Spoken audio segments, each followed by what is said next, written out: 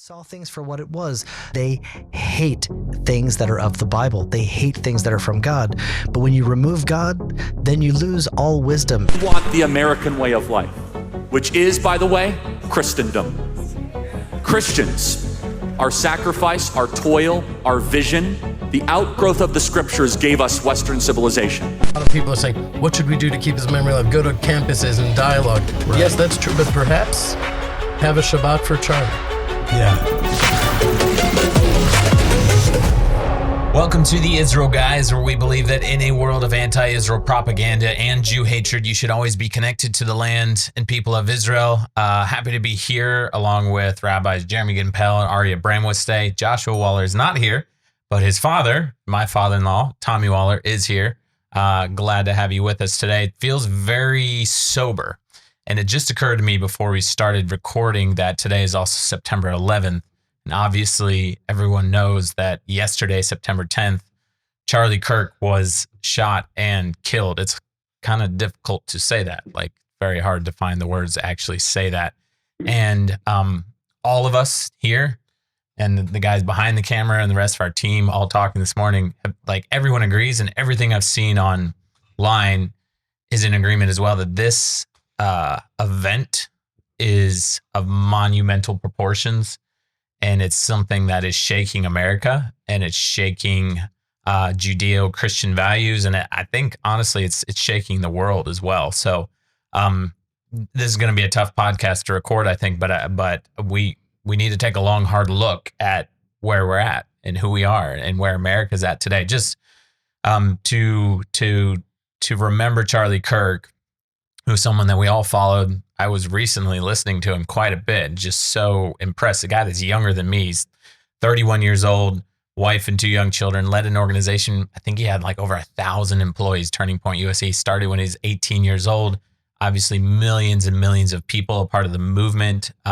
He was one of the top podcasters in America.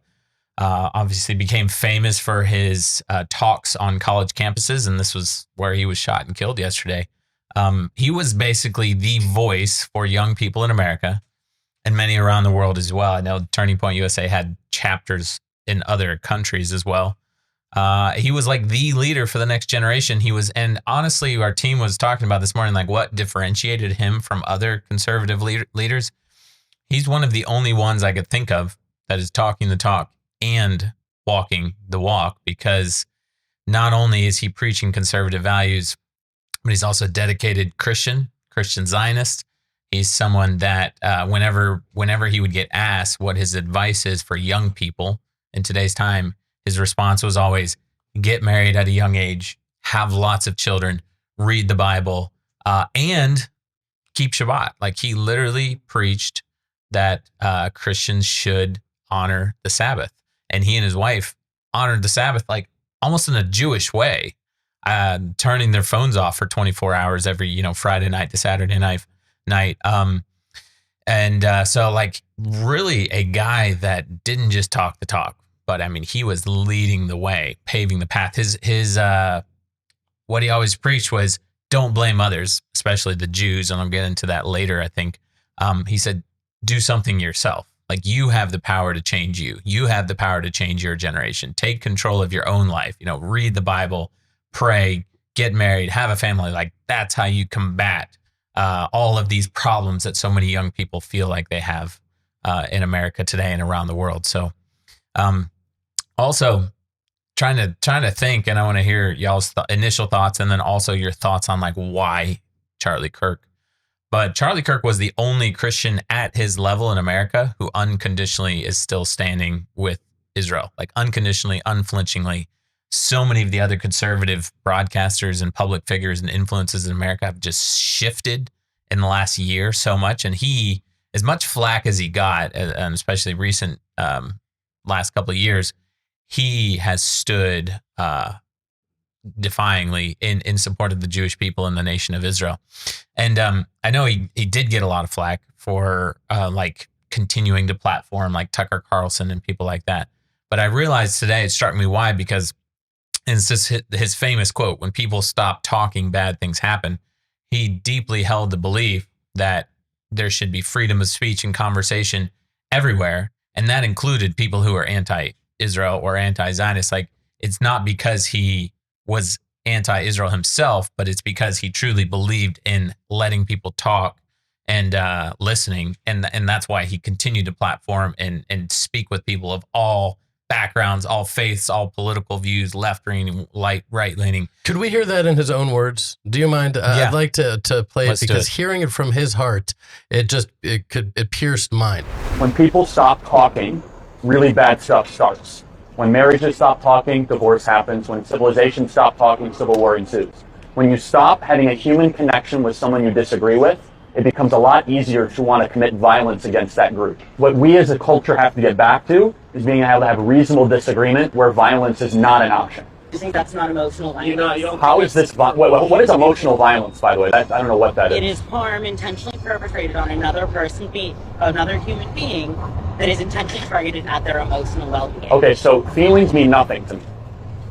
Isn't why we had the First Amendment to try to push our boundaries and to hear things that might make you mildly uncomfortable? This doesn't make me mildly uncomfortable. Does it make you very uncomfortable? It makes me angry. Yeah, I always felt that intuitively, that his desire to have people like Tucker Carlson, who I think, especially on Israel, he disagreed fundamentally with. When he did that, I didn't feel like, oh, he's platforming Tucker Carlson. I feel like he has faith in truth and in the power of ideas and in the power of dialogue.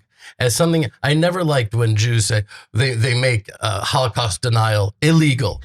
Bad news. No, it shouldn't be illegal. Let it be debated. Let it be discussed. There is a truth in the world.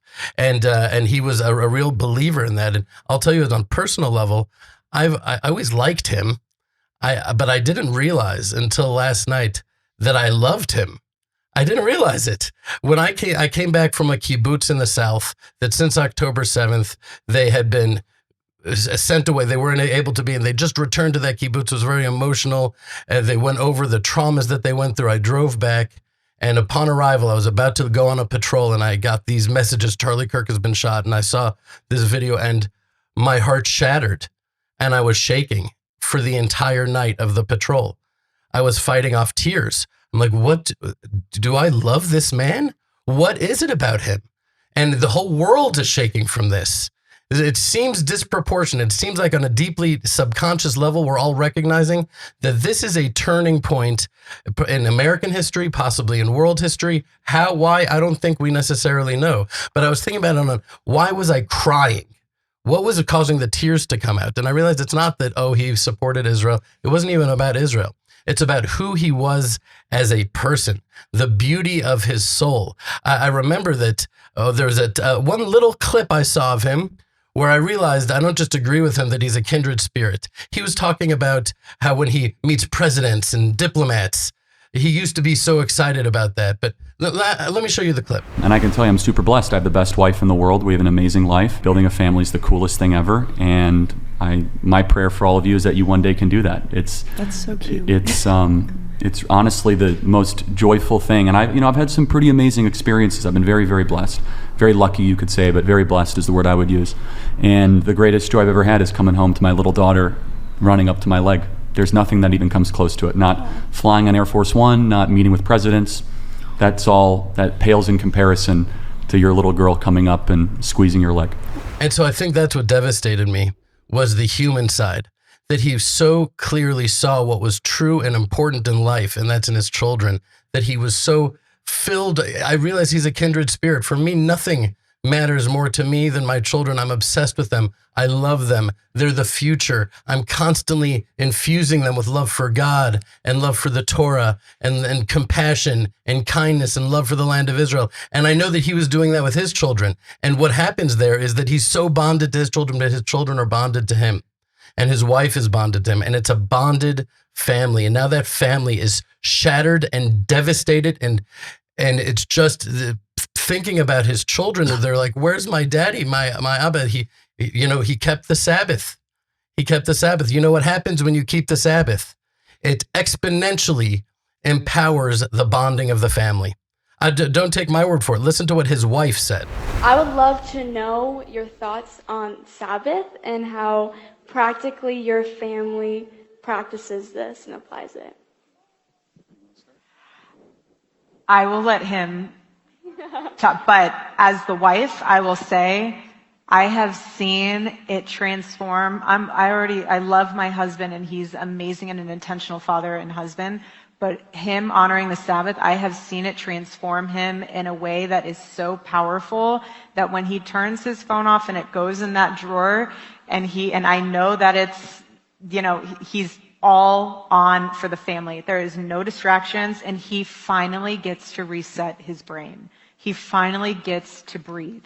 And as a wife, there is nothing more precious than my husband's sanity when it comes to the echo chamber and everything that he's dealing with in his world. So I have seen it change him and impact our family in one of the most beautiful ways. But I want him to. Well, thank you. Share And we're very serious Sabbath keepers. This would be an exception because we're here with all of you, but we'll do it on Sunday. We actually take the traditional Jewish Sabbath. If you don't want to do that, I'm not here to debate you on it. It's fine. If you want to do it privately, I'll beat you, but that's a whole separate issue. But it's fine. It actually doesn't matter that much. What does matter is I think that to our own detriment and to our own failure, we as Christians have decided to cast away resting on one of the 7 days. God rested after creation. That comes before the Hebrews. It comes even before the creation of the modern world and civilization as we know it. And so we honor the Sabbath. We're very serious about it. We get to spend more time with our family. We do no news. We do no work. And it says very, very clearly in the scriptures, for 6 days you shall work, and the 7th day you shall rest. Speaking as a Christian, there's something about that, because I think it's in Isaiah 56, the verse before the house of prayer for all nations, that, I came to Israel, you hear it incessantly. It's what you hear here. You're speaking about, Jews speaking about this. For me, that verse before, it says that the nations are going to basically keep Shabbat. It's like the sons of the foreigner who join themselves to the Lord to serve him and to love the name of the Lord, to be his servants, everyone who keeps from defiling the Sabbath. And I think there's something about that. I know when I came here, I was like, hey, I'm keeping Shabbat. Give me a hug. Why are you keeping Shabbat? This is our deal, And God does say, this is a sign between me and you, the Jews, the Israel. And so, but here in this kind of this age to come, there's going to be this thing where we start doing maybe our version of Shabbat. Okay, the 39 Halakha, I'm still kind of dealing with that.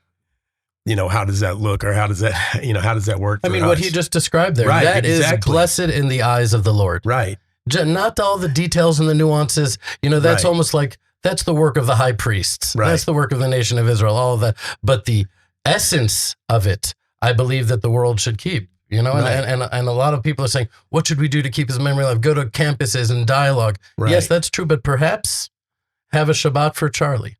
Yeah. Wow, that's great. I love that. So, but the big thing that I wanted to point here is that I think this could be the secret of why he was so attached to Israel. Because why was I so attached to Israel? I started, keeping Shabbat. I started blessing my children. I didn't grow up in a family that where I was blessed, or, these affirmative words were, spoken over me. But I started doing it because it was what you do. What I heard, this is what you do. You bless your children. You observe this. It's part of it's part of observing the Shabbat. But it attached, for me, it was the attachment to Israel. It was that significant. It attached me to the people of Israel. It gave me a new profound respect and love for the people of Israel. Whereas not doing that, growing up the different ways, there was no attachment to the land and the people of Israel. And I think that they were going to see more people that are going to be like Charlie and like myself, who it changed the trajectory of everything that I did after that. Millions of Christians visit Israel every year, but hardly any of them come to the heartland of Israel, Judea and Samaria. Unfortunately, they're missing out on the place where a lot of the Bible was either written or took place. You can't go anywhere in Israel's biblical heartland and not be in the middle of a biblical site. Most tours to Israel, however, ignore this incredible region because they think it's the occupied West Bank. Our Heartland Experience trip is the only Israel trip that focuses exclusively on Israel's biblical heartland, Judea, Jerusalem, and Samaria. Our next trip is November 17th through 25th, 2025, and registration is filling up fast. Even though this is a tour, we also incorporate volunteer experiences so that you can get your hands dirty while serving the land and people of Israel. We find that most people get much more out of their trip when they have an opportunity to serve. The Heartland Experience is not only the perfect way to experience Israel, it's the perfect way to experience the land and people that call Judea and Samaria, Israel's biblical heartland, home. We've gotten incredible reviews from our previous Heartland Experience trips, and we'd love to have you join us on the mountains of Israel. If you love God, you love Israel, and you want an unforgettable experience, consider joining us for our Heartland Experience program, November 17th through 25th. Sign up today at serveisrael.com/volunteer or click the link in the description below. Now, back to the podcast. See, I want to hand it over. But I just sort of want to culminate by saying exactly what you said, to change the trajectory. There's a Jewish belief that in some ways, when the righteous die, when they leave the world, their soul is released. You know, they're able to accomplish in some ways exponentially more after their death than they did in their life. And I'm already feeling that coming from him, because I think the reason I cried was not because of anything he has ever said. It's because who he is speaks so much louder than what he said. And he was a man that exuded kindness and compassion and faith and courage and a type of a holistic goodness that the world really needs right now. Yeah, it's like it's only been hours and already I've seen like clips surfacing on social media, like unearthing him as a younger man. But it's all about like the side people didn't even know about, how kind he was, how humble he was. You know, typically, usually like awful clips come out like, you didn't know this side of this person. It seems to me, and I mean, we'll see, but it seems to me like the opposite's going to happen here. Jeremy, I want to hear your reaction of what was your reaction to this happening? And also, why do you think this feels so monumental? Yeah, it feels monumental. I mean, the ripple effects have reached all the way to Judea and Samaria across the world. And I didn't know how much I liked him. I mean, I always liked him. I was always have, positive feelings toward him.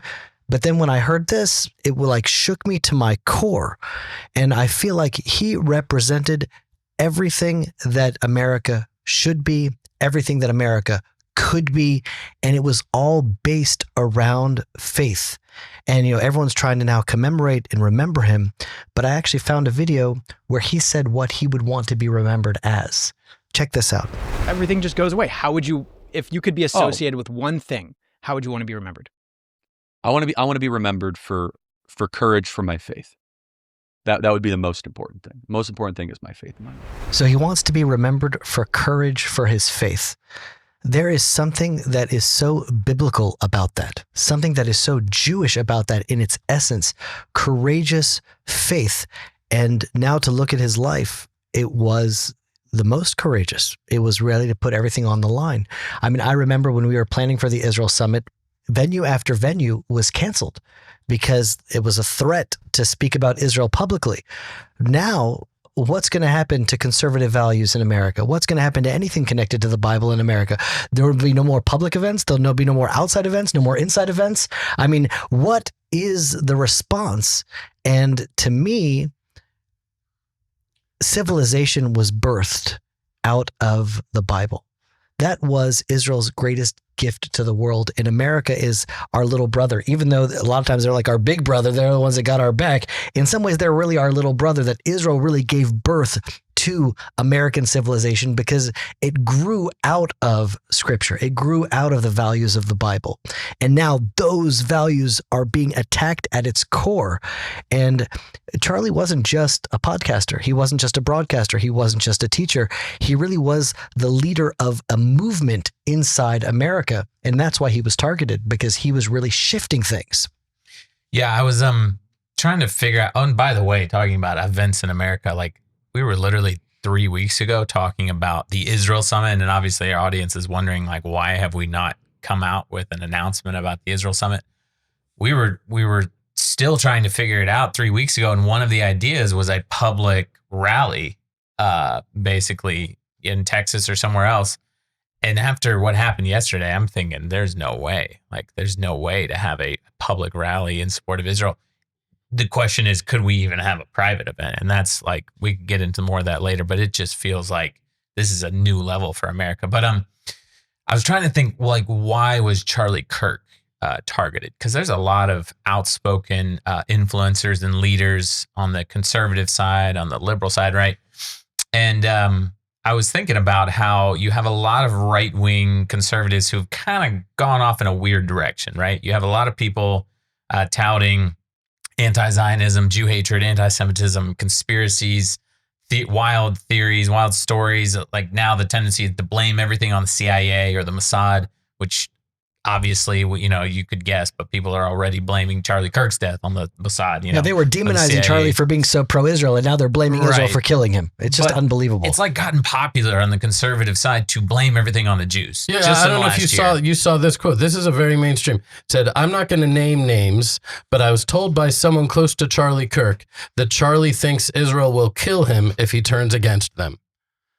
It's just wild, right? Yeah. And so, like, I was trying to think, why was he targeted? Because you got people just touting all kind of stuff, right? Blame this on the Jews, this prison experiment, this, you know, the USS Liberty story, this on the Mossad. We never went to the moon.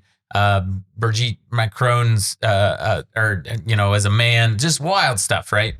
And then you have Charlie Kirk, who his entire message is get married, have children, read the Bible, don't hate the Jews, stand with Israel, love freedom, and he's the guy that gets targeted.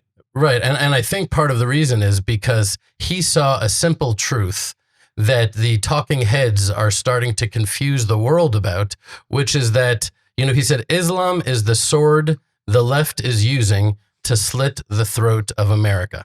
He said he saw very clearly what this is about, that this is about the war against the global jihad. The whole jihad is seeking the throat of Tucker Carlson.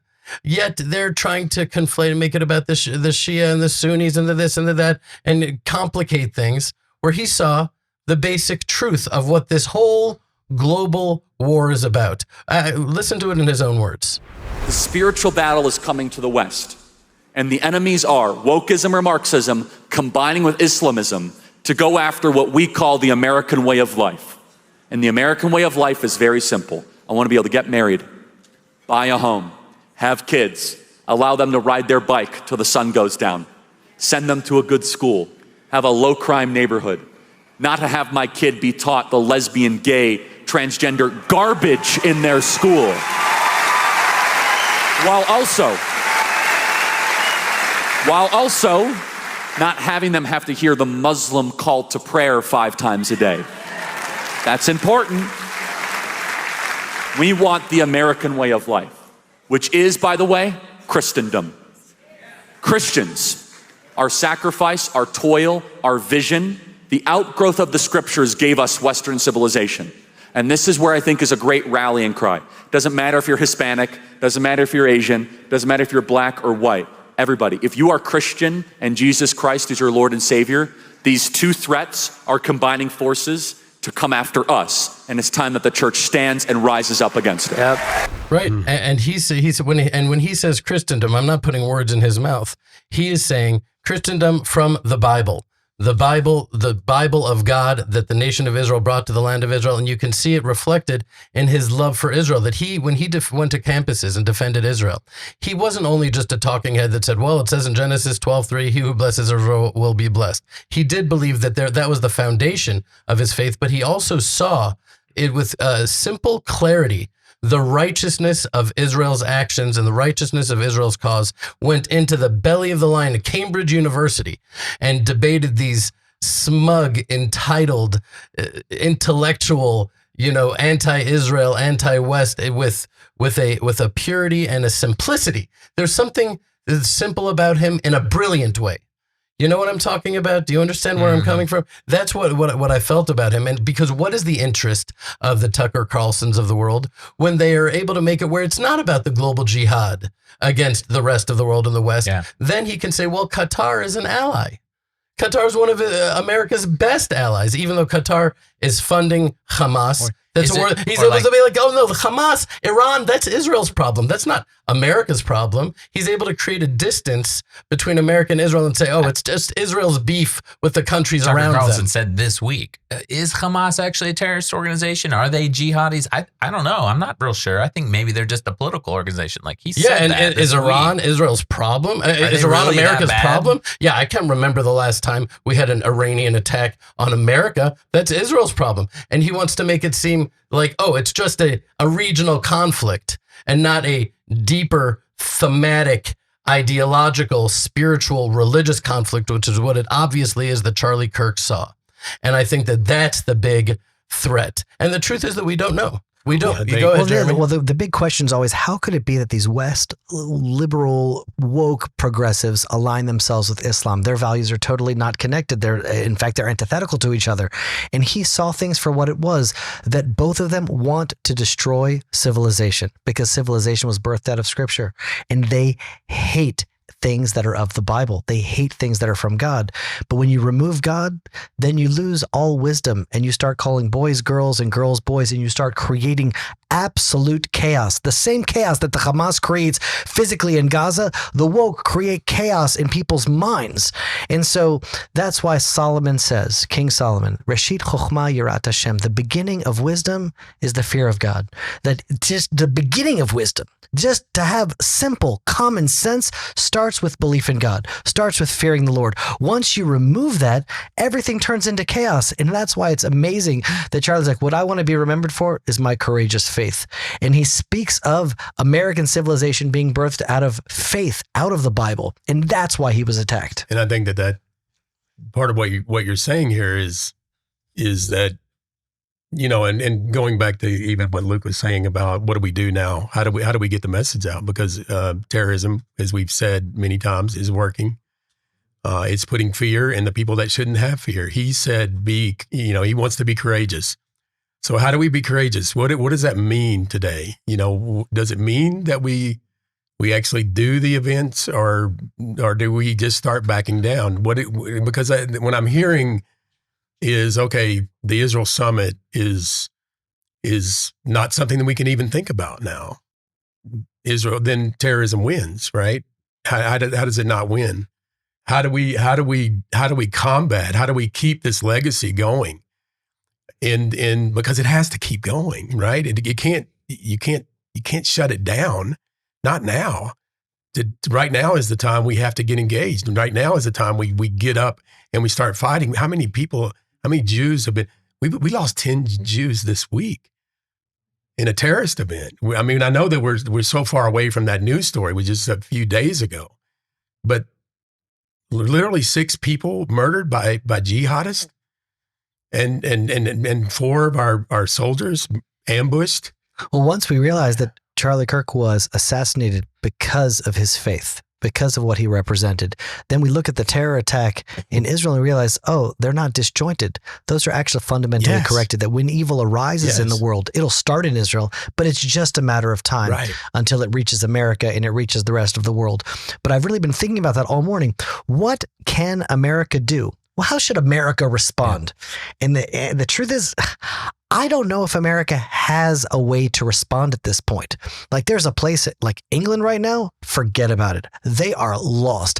America, there still might be a glimmer of hope as a country, but I feel like maybe the only response that America can have is for each and every American individual to take something on, to actually act with faith in their own private lives, that it has to be something that emerges from the people, because I don't think America as a country has the ability to stop what's happening right now. Well, but America is a country of individuals, and I think that those people that loved Charlie, that are broken by this, that want to take some of that life force and imbue it within themselves. What was one of the most distinctive factors about him? I think that he really had faith in humanity. He believed in people, right? You said he was giving a talk in Utah. He wasn't giving a talk. He was dialoguing. Yeah. He was a living embodiment of dialogue, right? Which means I hear from you and you hear from me. It's easy to be a And talking only head. the protesters. He only wanted the people that were disagreeing with him to speak. Right. And he always treated them with respect. He saw them as human beings that came from fundamentally a good place. And it takes a lot of faith to believe in that, because, we don't know who killed him. We don't know. But I do want to say this. We don't know who killed him because I saw someone say that it's in Russia's interest to do this. Maybe because it was clearly a professional job that the guy was able to get away, and the whole thing, the decoys and whatever. So maybe I can imagine Putin's interest to possibly fracture and divide America, have us kill each other and think, but it doesn't help the glee and the joy and the reveling that I've seen from the left in response to this. The same people that were condemning the elimination of the Hamas leadership are celebrating the death of Charlie Kirk. It's disgusting. It's revolting, it's disgusting, and it's distressing, right? Because if we're going and we're saying to the American population that loves Charlie Kirk and his message, believe in people, and you're saying who to believe in, those people that are celebrating orphans and a widow and brokenness and devastation, and a guy that, to me, he wasn't even controversial. He wasn't controversial. What was so threatening about him is that he wasn't. Right. Is that he really came with a message of love and belief in humanity, and that was the real threat.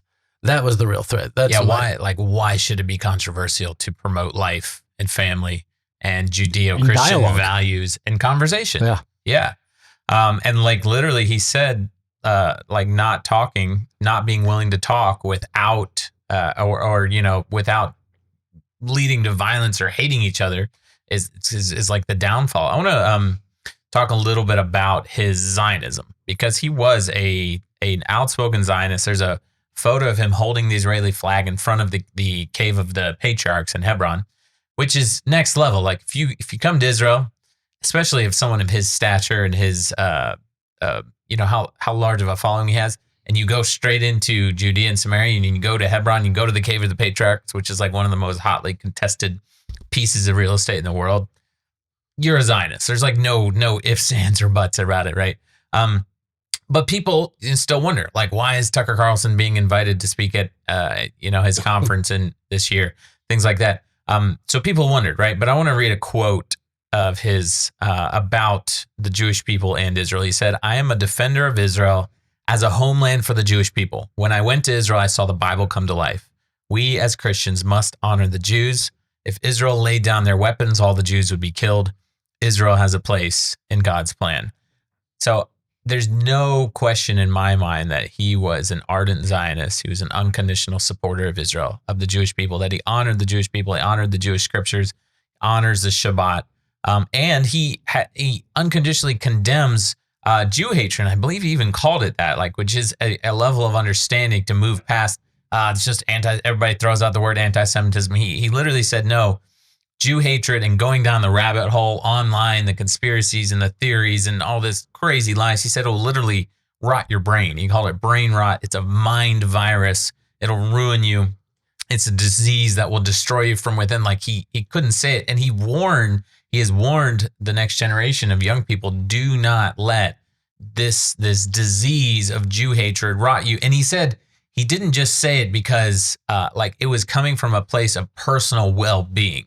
It's not about, we need to stand with Israel, we need to support the Jewish people. He said, no, this will destroy you. It will destroy your mind, your brain. It'll eat you from within. Can I just play a clip that's a perfect demonstration of that in one of his dialogues on campus? Watch this. What do you mean how? They're killing little kids, man. Well, hold on. Killing kids. You mean they drop leaflets before they bomb in Gaza? They warn civilian corridors before they ever engage militarily. They do emergency medical procedures for any person in Gaza that might need it. Do you understand what's actually? They're doing good, but it's okay for them to do bad. Then that's what it's called war, saying. Okay? And in war, sometimes bad things happen. But it's a Who war started crime. this? It's not a war crime. Throwing around war crime is a ridiculous. You know what a war crime is? A war crime is going into killing kibbutzes. Children is a war crime. Going into kibbutzes, going into the Nova Music Festival, going into people's places of residences on October 7th, and putting So, okay, you guys keep bringing up October 7th. You guys are doing bad. Yeah, it's pretty important. You got okay. If you're going to all of a sudden attack Jews on their holiest day of the interior of Israel, expect a whirlwind and don't complain about it when it comes forward. So what's happening is that basically what Israel doing is bad. Hamas is doing is bad. Okay? I'm not even contending what Israel is doing is bad. So what Israel doing isn't bad. Killing children isn't bad is what you're saying? Hold on a second, but you have to go instance by... Is it or not? I need a yes are or they no. intentionally killing kids? Is that what you're saying? Yes. No, they are not. So why, that is complete why are there so BS. many dead kids? Why are you okay with dead babies? Good question. Why are there dead kids? Do you think Israel sits around and they say, how do we kill more kids in Gaza today? I mean, so why are they killing kids then? Exactly. Let's think. Maybe it's because Hamas uses the kids as human shields on top of their military bases. Maybe that's why. Maybe because the people of Hamas have no concern for the life of their own people. I think another question is, how do we replicate a Charlie Kirk? How do we bring Charlie Kirk? Who's going to take his place? And I think that maybe the answer is not maybe who is like how many, because we have people that are not speaking, that say they stand with Israel, churches, congregations in our world, that need to be taking the boldness of Charlie Kirk. He needs to be replicated.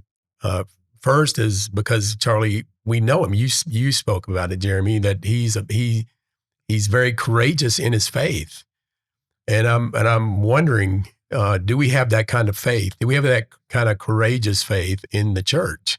Because a lot of our congregation.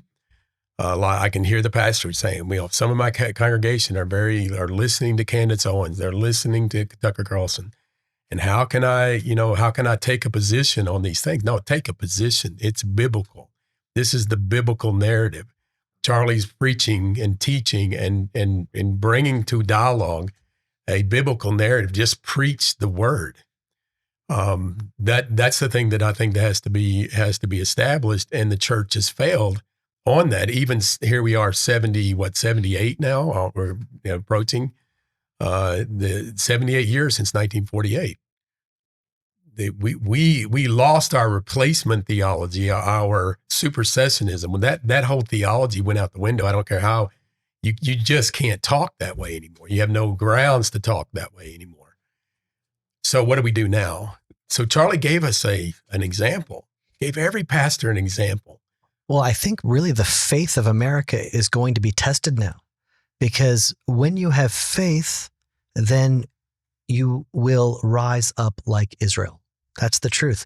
With all the hardships and all the terrorism and this never-ending war, this war has turned Israel from a little turtle into a dragon that's able to attack the Hamas leadership thousands of kilometers away.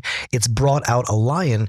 And when you have faith, the hardships, the challenges, it gives you the perspective and the tools to emerge sometimes even stronger. And so right now, conservatism, biblical America, the believers of America, they've been hit hard. But I think with proper faith, they really can emerge even stronger, and each one will have to rise up, just like what you're saying. Yeah, I think it's a good reminder for us because, when you do what we do, media, videos, podcasting, news, all that kind of stuff, it's very easy to get sucked into politics. It's very easy to get sucked into the back and forth and the fake news and the propaganda and just trying to get the truth out. And sometimes we need that reminder to step back and say, actually, that's not what it's about. It's actually about the Bible, and it's about a war for good and evil, and it's about getting back to morality. It's not just conservative values; it's morality, and it's Judeo-Christian values. It's the scriptures. Charlie Kirk said it himself. And it's about truth. It's a fundamental Jewish belief that truth is God's seal. If you simply tell the truth in life, it is the most liberating thing. Jordan Peterson talks about this. Why? Because when you're lying and manipulating, you're saying, I know which way my life should go, this way or that way. But when you just tell the truth, God's hands are on the steering wheel. And that's why I feel like he was a real lover of a real friend of the Jewish people. Why? Because someone that just allies with the Jewish people or feels like they will say things, they don't want to alienate their friends. But a real friend tells you what you need to hear. And he was accused of being an anti-Semite, Charlie Kirk. In October 2023, after October 7th, Kirk drew controversy after he derided Jewish philanthropy to American universities for, quote, subsidizing your own demise by supporting institutions that breed anti-Semites and endorse genocidal killers. And all these Jews, the irony is that these far leftist Jews that are giving all of this money to universities that are also being funded in the tune of billions by Qatar and by China, that are infusing these kids with far left values in order to undermine the entire nation, understanding that that's where the ideas of the next generation are born, against Israel and against the Jewish people. These far left Jews that don't even identify truly as Jews, then pull out their Jewish identity as a cudgel to call him an anti-Semite, when really he's just speaking the truth. Yeah. These Jews are giving huge amounts of money to universities that are creating not only anti-Israelism, but anti-Semitism, Jew hatred, directly. He was simply telling the truth. Yeah, I think it's really important to differentiate between actual anti-Semitism and Jew hatred and criticism of Israel or the Jewish people. And that is a fine line, and a lot of people do really get it wrong and wrongly accuse people of that. And all of us here would agree. I mean, you're an Israeli Orthodox Jew, and like, you don't have a problem criticizing the Israeli government. I don't have a problem with that. It's politics. It's a free world. It's democracy. Or talk about AIPAC's influence in the U.S. government. I don't care. Like, I don't like AIPAC. Like, if they lost all their influence in the U.S. government, fine. There's no problem with that. That would be a good thing, I think. Probably, yes. Very, very probably. Or talking about U.S. aid to Israel. Talk about it. Debate it all you want. There's an argument that it would be better for Israel to have to stand more firmly on their own 2 feet. Jew hatred and anti-Semitism is wrongly accusing the Jewish people of lies and engaging in propaganda and removing the right for them to live in their homeland as a sovereign nation, a sovereign people. It's very important to make that distinction, and I think that's exactly. It's very clear that Charlie Kirk was a biblical, faith-based Christian Zionist who believed in. I think that, to your point there, that, from our perspective, looking at Jews that support terrorism is kind of like the same way we would look at queers for Palestine. Like, why did Jews? Okay, here's my question: Why did Jews want to support the people that want to kill them? You're asking me. I'm asking you. You're asking me a real I'm asking a question. Okay, well, I mean, to unpack because that is confusing to us. So there's a few reasons to unpack that without going too into depth, because that could be an entire program. There are thousands of years of baggage that Jews are carrying around with them, and so let's say those Jews that don't necessarily believe in God or the Torah or whatever, then you look at Jewish history and you say, wow, every single nation that we've been to has hated us, but some were rich. They hate us for being rich. They hate us for being poor. They hate us for being capitalist. They hate us for being communist. It doesn't matter, whatever it is. For being able to defend yourself. When we're not able to defend ourselves, when we are able to. It's a shape-shifting thing, and that it's a type of hatred that doesn't apply to any other people. So you can either walk away and say, there's something unique about us. Maybe we have a special mission by God who is leading the hearts of the nations to help us understand our mission, or there's no God, and so it must really be our fault. Our skirt was too short. We were asking for it, right? And there's also this belief, this quixotic, silly belief that if they side with our enemies, then they will be spared the eventual fate that the rest of the Jewish people would have to face. We saw this in Germany. There was like an entire organization, big movement of Jews supporting Hitler. And they understood, yes, maybe this isn't in our best interest as Jews, but we support Hitler. Germany is our Israel and Berlin is our Jerusalem. They're the fatherland, and we support Hitler in the belief that they would be able to dodge that fate. And they ended up in the gas chambers of Auschwitz, right next to those, religious Orthodox side curl Jews. In the eyes of the world, Jews are Jews, and there's no dodging that fate. But I hope that answered your question to some belief, at least too. Well, I think a lot of times abused children blame themselves for their parents' abuse. And so the Jewish people outside of the land are still suffering from that exile mentality, blaming themselves for being persecuted.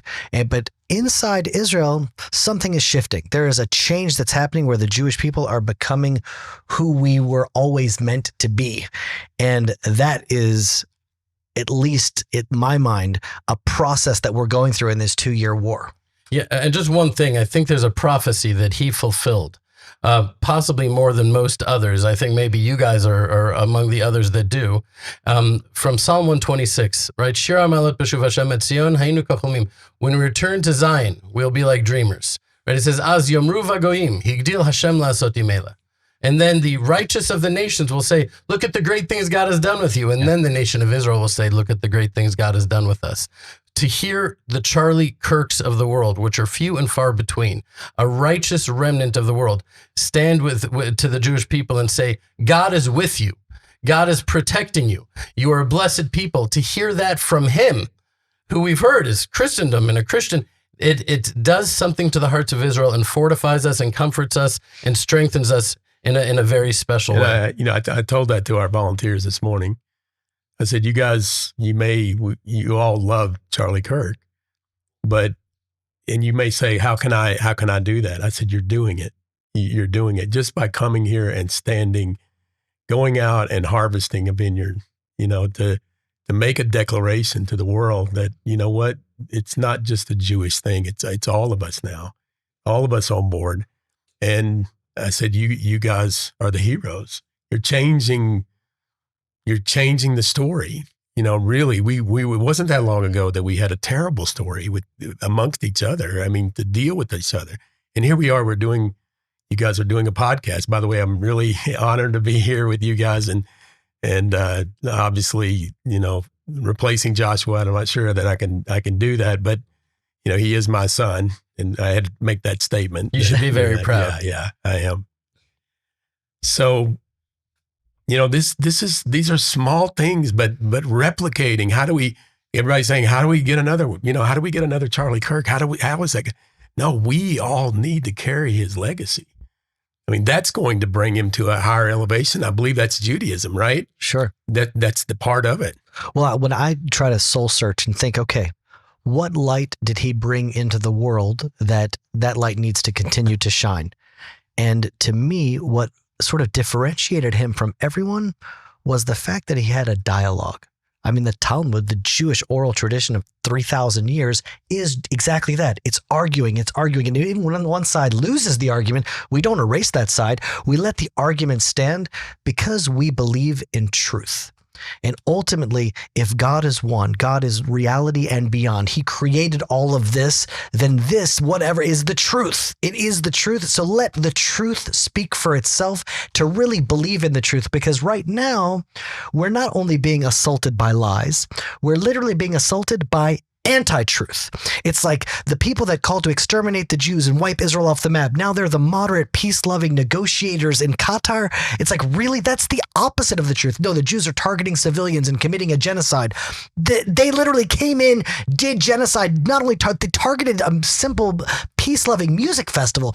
Everything that they're saying is the opposite of the truth. It's the anti-truth. And so what is the antidote to that? Just speak the truth. Represent the truth, because the truth ultimately will prevail. And so that would be my encouragement to all of our listeners, is that adopt that part of Charlie and really represent the truth in the world, because the truth will ultimately come out. Amen. I'll tell you, Charlie Kirk may not have been a Jew. He obviously was not a Jew, but he was a Hebrew. He was a Hebrew, right? Because that's what Abraham was. Abraham was a Hebrew, and what does the word Hebrew in Hebrew means? Ivri, which comes from the word ever. Why? Because the whole world believed in one thing, and Abraham said, no, I don't care if the whole world believes in it. I'm standing on the other side. He was on the other side, and Charlie Kirk, with that Sabbath video, really drove that point home.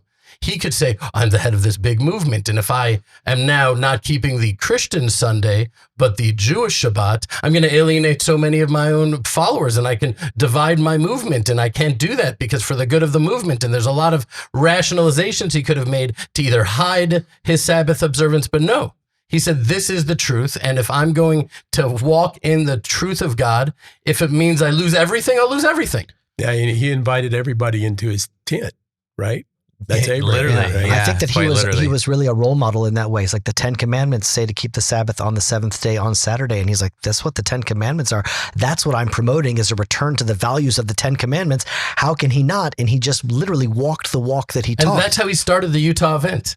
Yeah. He was in Utah, and someone asked a question to try to spark some sort of division about his stance on Mormons. And he's like, I'm not here to debate theology. I love Mormons. I love the Mormon people. I love the Church of Latter-day Saints. And I'm here just to share with you and talk with you, not to try to change you. You know, there's something just a humility and a love in that I think if that's unleashed, Jeremy said, hey, what can America do? The power of love is very strong. And there is still hope. I think there really is still hope. If there is hope for Nineveh, right? When the prophet Jonah stood there and said, repent, repent. If anything, if Charlie's death is a echo of that message of repentance for America, and it could bring at least those that loved him to a deeper place, it could really change the fabric of the nation. I also really agree with that. The enemies of Israel and the enemies of Charlie Kirk are driven by hate. They hate so much that they're ready to align with their own enemies just because they hate the other so much. They're driven primarily by a hatred, and he was driven primarily by a love for humanity. And so to spread that can only be good. I want to read a couple quotes. First, Bibi Netanyahu said, Charlie Kirk was murdered for speaking truth and defending freedom. A lion-hearted friend of Israel, he fought the lies and stood tall for Judeo-Christian civilization. I spoke to him only 2 weeks ago and invited him to Israel. Sadly, that visit will not take place. But on the Shabbat topic, I saw a quote by Dennis Prager, and just read a little bit of it. Well, first he said, as a committed Jew, I thank God regularly that a non-Jew, a committed Christian, became one of the few great public spokesmen on behalf of Israel and the Jewish communities outside of Israel. But then he said, Charlie visited me in the various hospitals. Dennis Prager was paralyzed last year. And he brought me the manuscript of his forthcoming book, arguing that everyone, Christians as well as Jews, should observe Shabbat, the Jewish Sabbath, just as he and his family had begun to do from Friday sundown to Saturday sundown. I think that's just really cool. That it sounds like maybe, I don't even know if it's out. I have no idea, but maybe there will be a book published in his memory, written by him, about why Jews and Christians should honor the Shabbat. You know, just now they released Rabbi Jonathan Sacks's Bible, where he actually wrote a commentary on the entire Bible, and they've just released this. This is 5 years now after he's passed away. But it would be really meaningful. That would be an immediate bestseller that I would buy. You know, when I'm into it, I buy copies of books. I don't buy books in singles. I buy them in bulk, and I just give them out to people that come to my. That's a book that I would give out. Oh, for sure. I sure. don't even need to read it. I know already. I have a thought that I have not fully processed yet, and it's difficult to process too, but I want to share it because I was wondering, like, how does this feel so different from when Trump got shot, right? Because that was also a monumental event. If you know, when you look at the situation with Trump, I don't think there's anyone that could argue that it was not a miracle of God that Trump wasn't actually shot and killed, right? Like the video, everything, like God intentionally spared Trump's life. And it has, I mean, the only explanation is that God has something for President Trump to do. And I mean, I'm not like a huge Trump fan. I you know, he has problematic morals and personal life, and some of his political decisions we don't agree with. But I do believe that God has something for Trump to do, and that's why he spared his life. And you look at Charlie Kirk yesterday and you wonder, like, why was he shot and killed? And then you look at his life and how he walked the walk and he talked the talk and he led the way and he blazed the path, not just like on a political level or a conservative level or an influencer level, but like personally, like he led the movement of millions of people. And the only thing I can come up with is that God's plan in this situation is to use his death for a greater purpose. Yeah. And that remains to be seen. Like, what does that look like? But that is the only, and it's so difficult. Like, he left behind a wife and like a 1-year-old and a 3-year-old girls. It's horrific. It's horrible. But they're, you know, the only, I guess, kind of comfort or solace to think about is that somehow God is going to do something greater through his death. But also, I think it's a kind of a warning for us and for people watching and listening is like, don't let his death be in vain. Right. You know, he actually delivered his own eulogy. I saw this video clip. It's so powerful. Listen to this. I mean, I've had an unbelievably blessed life. Been doing this now. It'll be 12 years on June 5th. Such a young man to do it. So young. Yeah, so praise God. I mean, I've been all across the world. I've met with world leaders. I've flown in Air Force One, got to know a president. Hopefully he becomes president again. We get, you know, I have an amazing family. The podcast, Turning Point USA, is all that stuff. And so you experience that and you're like, what actually matters? What matters is your relationship with the divine.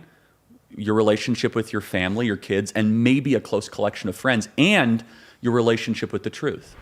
You know, I've heard it said he may not have had as many days in his life as we would have liked. That's true.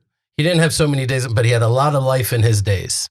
And when I think about my friend Ari Fold that was murdered, and who was able to turn around as he was bleeding out, stabbed in the heart, bleeding out, and turn around and shoot the terrorist, not only in his final act of heroism in his death, but in his entire life. And then I think about his children, raised on the legends of their father, his grandchildren, his great-grandchildren, his great-great-grandchildren. How many people's great-great-grandchildren are powerfully and strongly influenced by them? Charlie Kirk, I can guarantee you his great-great-grandchildren will still be influenced by him, because thank God so much of his teachings and who he was has been shared online, and they can be raised by this, and it penetrate their hearts, not only as children, but the entire world. So there is an unleashing, and I want to bless his soul, not only that he should go up elevation to elevation, because yes, I'm a Jew and he's a Christian and we have different understandings of God, but I guarantee you that he is going straight to heaven.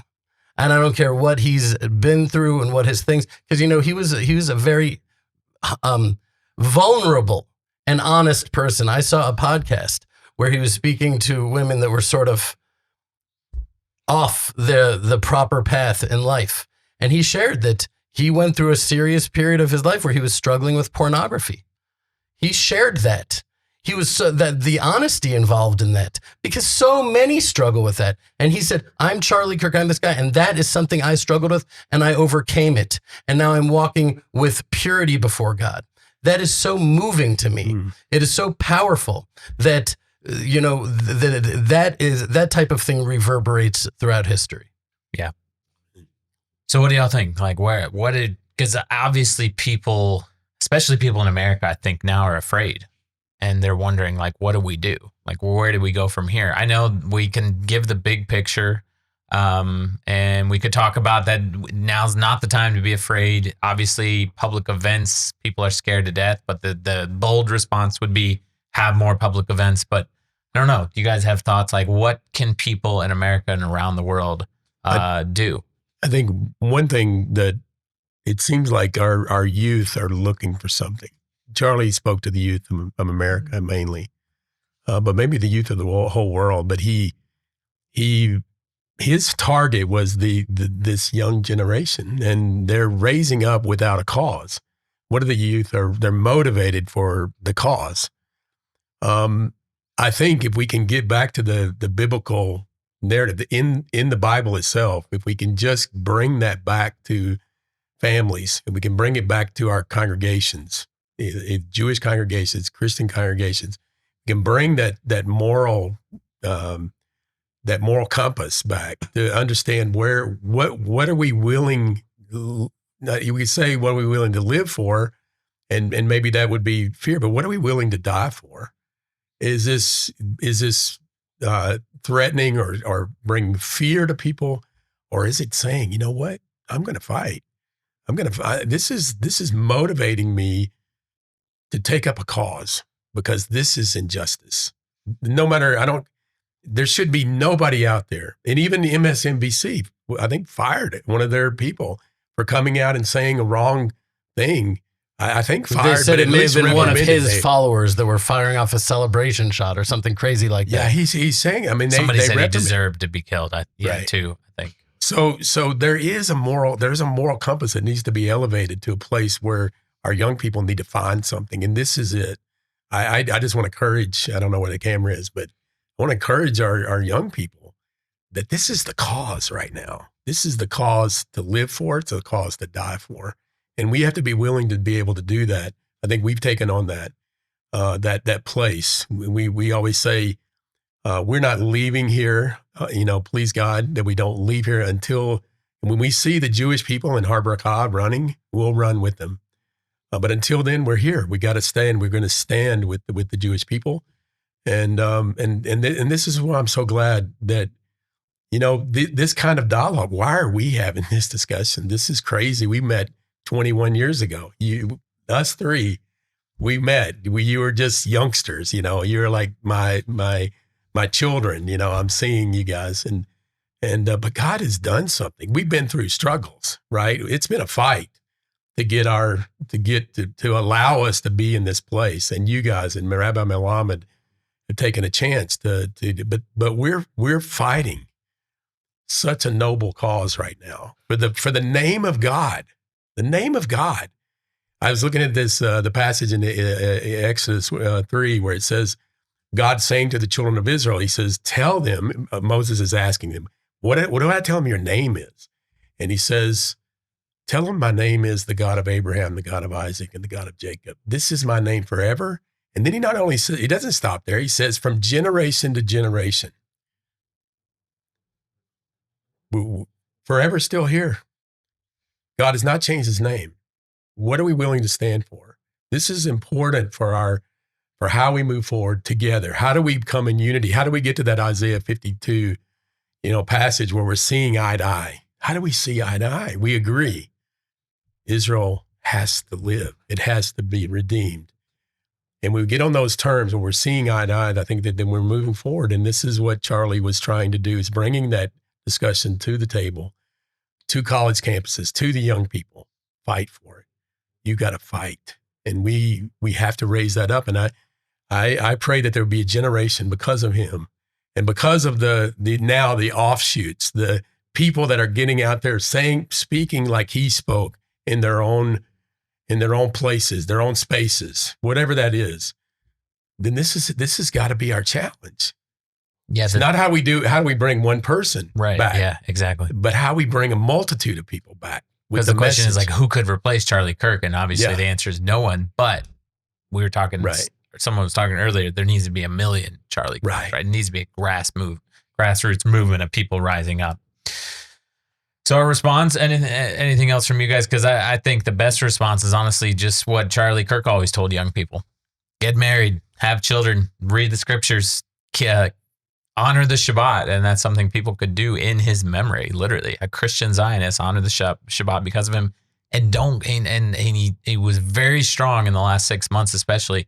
Don't go down the rabbit hole of Jew hatred because it will destroy you personally. Yeah, and I want to bless his wife and his children and his family, that they should be consoled among the mourners of Zion and Jerusalem, that Hashem should really give a consolation and a peace and a comfort and a healing to their family that they're going to need right now. They need a lot of divine assistance and love and light. And I'm praying for that, and we're all praying for that.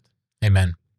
Amen. And if you guys are looking for something to do today, I'll just tell you 2 things. One, get connected with Jeremy and Ari at thelandofisrael.com. Join their fellowship every week. We'll put that link in the description down below. And come to Israel. Charlie Kirk came to Israel and he said it changed his life and his Bible came alive and his faith came alive. That happened to me. That happened to every single one of us. You can come to Israel with us, serveisrael.com, and we'll put the link for our upcoming trip this November, November 17th through 25th. It can and will change your life, and you can see your faith come to life and your Bible come to life. So those are some actions you guys can take today. It's a good start on the journey. We definitely encourage you to do that. So as always, stop listening to the lies and propaganda and connect with the truth of what's happening here in Israel. We'll be back very soon here at the Israel Guys.